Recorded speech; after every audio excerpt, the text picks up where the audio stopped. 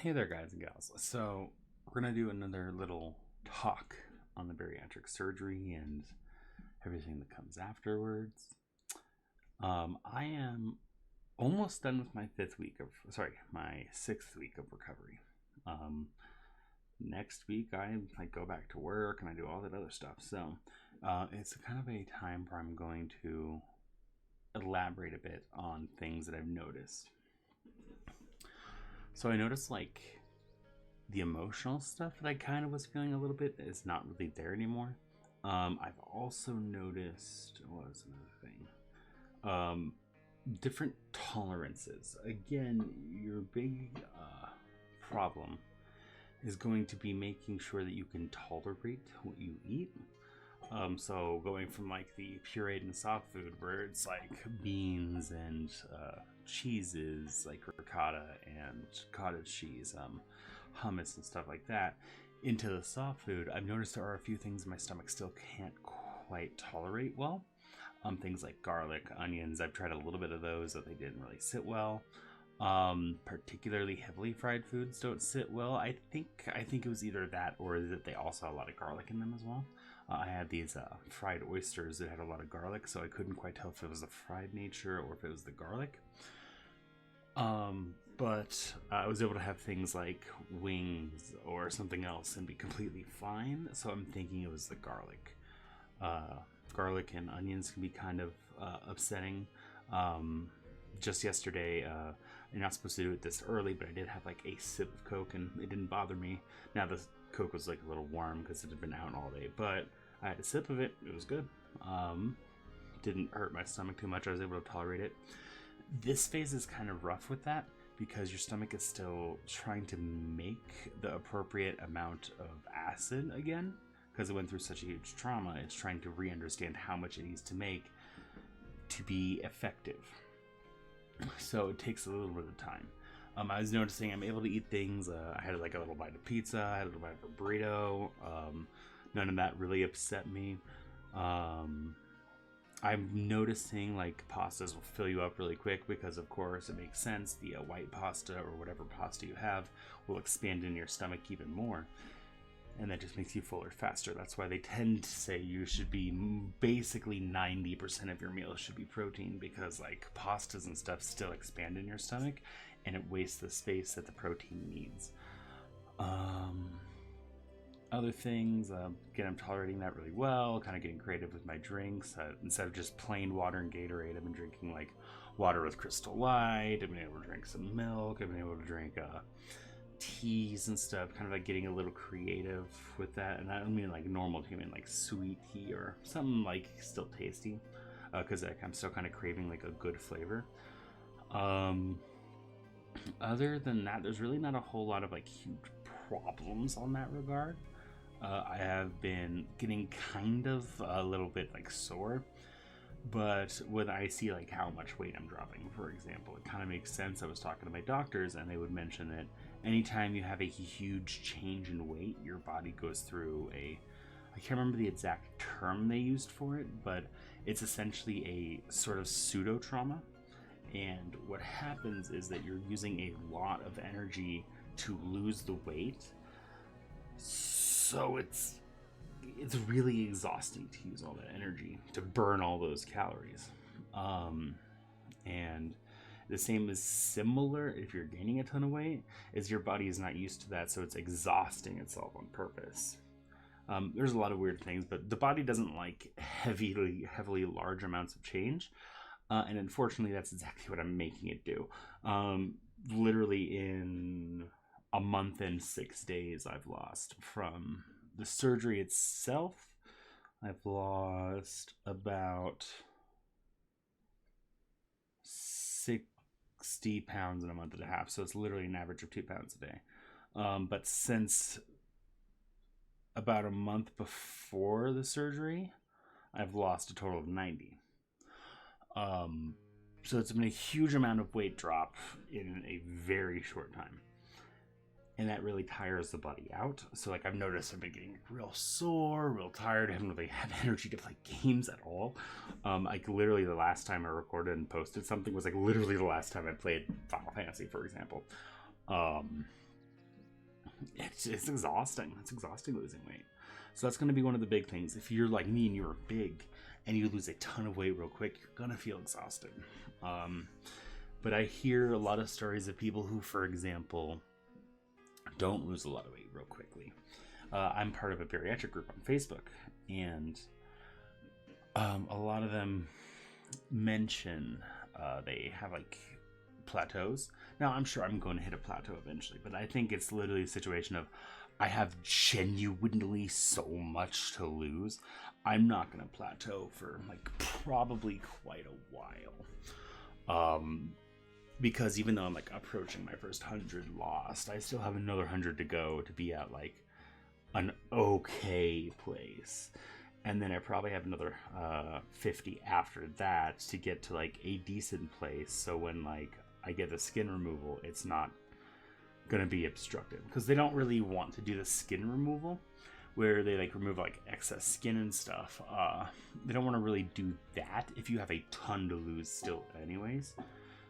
So they kind of want to do it when you're around your like final weight. If you hear banging outside, there's someone working on a fence post like halfway down the street, so they're being really loud, which is kind of surprising. But yeah, so they don't want you to be like, if you still have like 100 to lose or something, they don't want you to get the surgery then, because losing another 100 pounds, they're gonna have to eventually do a revision on that and cut more off. So they tend to want to do those surgeries around when you're at like your weight you kind of want to stick at, or at least close to that. Because if it's close, at least the skin can kind of pull back a little bit. But when you're like me and you have so much to lose, even if you're young, it won't really matter, because you're literally dropping weight so fast your body can't pull that skin back in. So that's kind of the rough part of it. Other than that, there's not really a whole lot of updates. I mean, I've been getting stronger. I've been doing PT. I'm getting ready to go back to work next week. I have my follow-up with my surgeon in 5 days. So that'll be my last follow-up with him, and then 6 months out. But that 6 months is far away. So between that, and then I have a doctor's appointment on Thursday to kind of talk about returning to work and stuff. But there's really not much left to the recovery. I may start posting like particular recipes or something that is something I try. But we haven't been really doing a lot of crazy stuff like that. Ironically, we've been doing a little bit of kind of just enjoying ourselves and eating like fun stuff, like brats, or like we've made a little pizzas. We made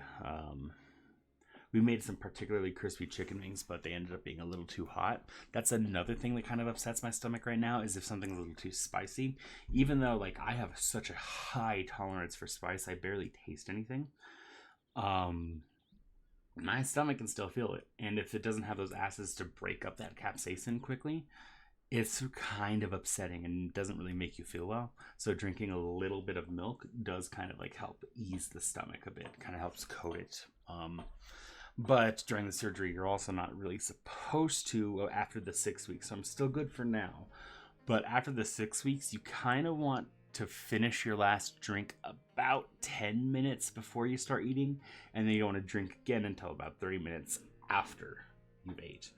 Now, that's not always realistic. Like, you'll have a drink of something here and there. But that's the point. They don't want you to, one, help bloat your stomach with liquid while you're trying to eat. And two, they don't really want you to dilute the protein by essentially forcing it through before it's done fully being digested. So they really don't want you to waste the protein you are getting. Because I notice even now, like, I used to be able to do like every 2 hours, like a little cup of cottage cheese. But now when I have these more solid foods, like the bite of pizza or the ground beef sausage in the morning or something, I'll only eat like 1 or 2 ounces of that, and then I'll be full for like 4 or 5 hours almost. So it's one of those things where those heavier foods kind of sit heavier in the stomach and kind of make you feel full longer, so it's kind of nice. But you also still need to make sure you're monitoring and get all the protein you need to be, because if you don't, that can be just as bad as overeating. Because if you're not getting enough protein, you may just end up straight back in the hospital again. One of the most common reasons people end up back in the hospital is either one, they can't drink enough. Maybe they're not getting enough and they just end up being severely dehydrated. And then the second one is that people just aren't getting enough protein, and then there's the condition for it, I can't remember what it was. But the doctor explained it to me, and that's equally as bad when you're not getting enough protein and you're getting all the other stuff. So my doctor had mentioned like an appropriate amount of protein is like between 60 and 90, I think is what he mentioned. So I just try to make sure I get a bare minimum of 60 each day. 60 grams of protein, which really isn't that hard to do. The thing they want you to watch out for is like the white carbs and just carbs in general, because, and that's one of the things that doctors will always tell you anyways, is kind of lower your carbs if you can, because carbs really aren't that beneficial for the body overall. Now, I'm not going to say I'm not having rice anymore. I'm not having pasta. Like, heck, yesterday and the day before we had some ravioli, and then of course we had pizza, and then of course fried oysters. Like, sure, we used a panko coating, but it was still fried. I mean, you are never going to avoid carbs fully and still live like a happy life. That's one of the things the doctors had mentioned. Like, keep everything down to a minimum, but don't make yourself regret it. Because that's, again, one of the big things of the surgery is that there's a huge buyer's remorse. And you really don't want to run into that. The buyer's remorse is when you're thinking, man, I really shouldn't have got the surgery. I won't be able to enjoy the things I used to. I won't be able to do blank. Don't think about it like that. There are plenty of successful people out there who have had the surgery and still eat things constantly. Like, if you happen to know Billy from Bob Hearts Abishola, for example, like, heck, on scene, he was eating a giant rye sandwich. Now, granted, rye's a little bit better than white breads, but he could still have the carbs, and it was like a giant sandwich. Sure, he probably only got through a quarter of that sandwich, but, like, because the pouch is so small. But, like, you could still have the things you like. It's just in the smaller portions. That's the huge thing.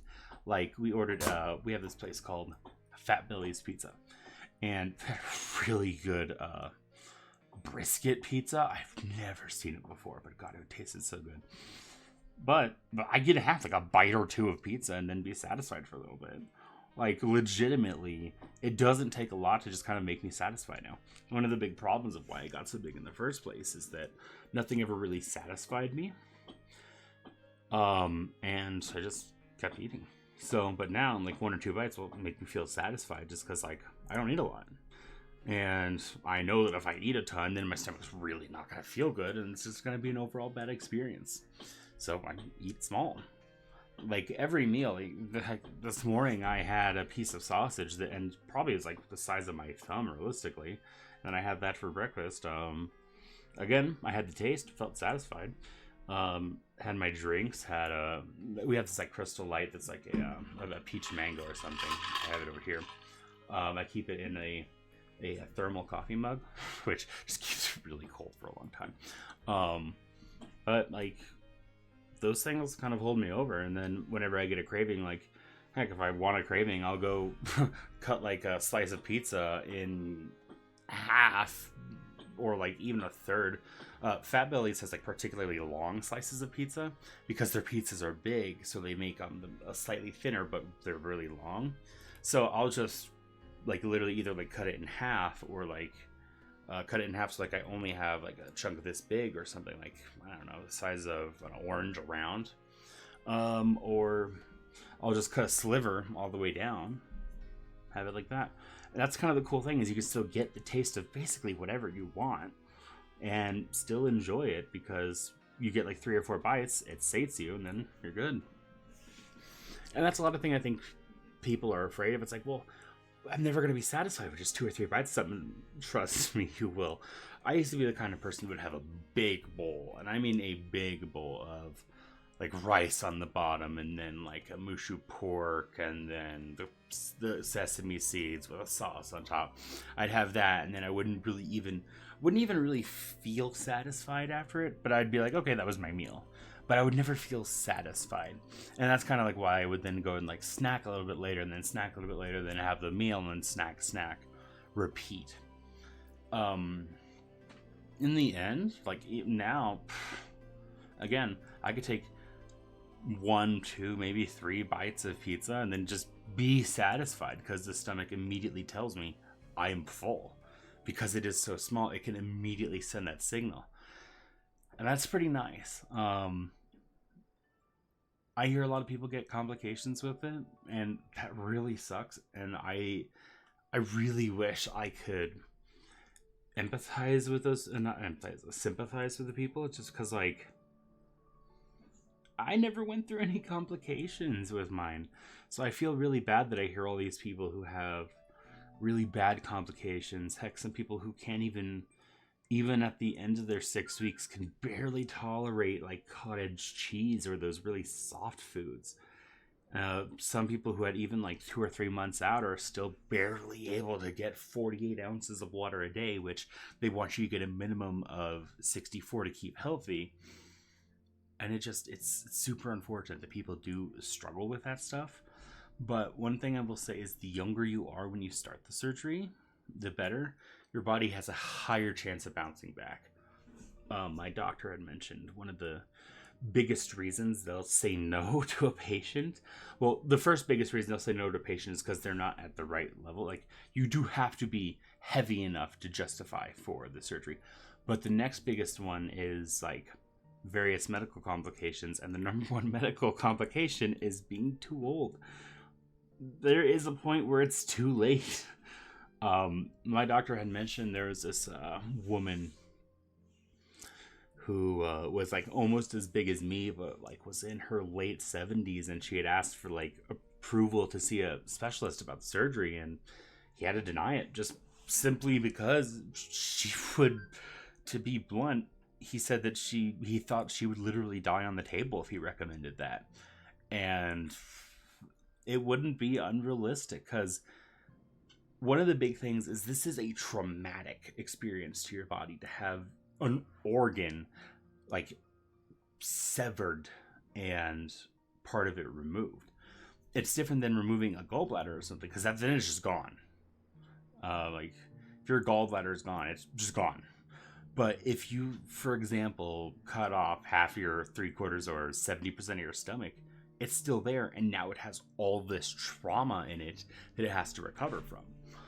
And that's another thing. They start saying at like 2 to 3 months, you'll start having a lot of hair fall out. I've noticed a little bit of it with my beard. Sometimes I'll have like a few strands of hair, like when I brush it, a few strands of hair fall out. I don't see any right now.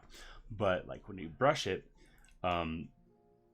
strands of hair will just kind of fall out. So they often, for people, will recommend a supplement to kind of help promote the hair growth. But I've been doing pretty well with it, and I'm very happy that I have been doing well with it. I've been happy that overall my surgery has been going great. Again, I notice a few things I don't tolerate very well, but you will too. And surely, like, if you go through the surgery, you will, and you will know those pretty quickly. And you start to kind of know by just looking at something if you're going to be able to tolerate it. Like, I've been noticing that I can look at something and say, I'll probably be able to tolerate that well, and then I'll like just eat that, and then I'll be good. And then I've literally looked at, for example, we made steaks the other day. I looked at it and I said, no, there's no way I can tolerate that. Just because I knew inside that was going to be so heavy in the gut and so particularly stringy that the stomach wasn't going to be able to deal with it well. And just trust your body on that. If you go through the surgery, just trust your body. It knows when something isn't going to work. Overall, that's kind of all I had to add today. I noticed the camera kind of went a little darkish, but I can't really avoid that too much. I don't have a backlight yet, but other than that, I'm kind of done. So pretty nice stream. The video. That's kind of all I have to say. Just I will probably give updates on like various food things I find, or maybe like any weird complications I find. But as always, just listen to your nutritionist, listen to your surgeon. They've done this before, so you're not the first person to get the surgery. So they have experience. So what they say is for a good reason. And in the end, thank you guys so much for watching, and I'll probably see you on the next one. Who knows? Maybe I'll have the energy today to record a video and kind of post it of like gaming or something. Or maybe I'll record it today and then post it tomorrow. Who knows? But thank you, and y'all have a good day, and thank you all for watching.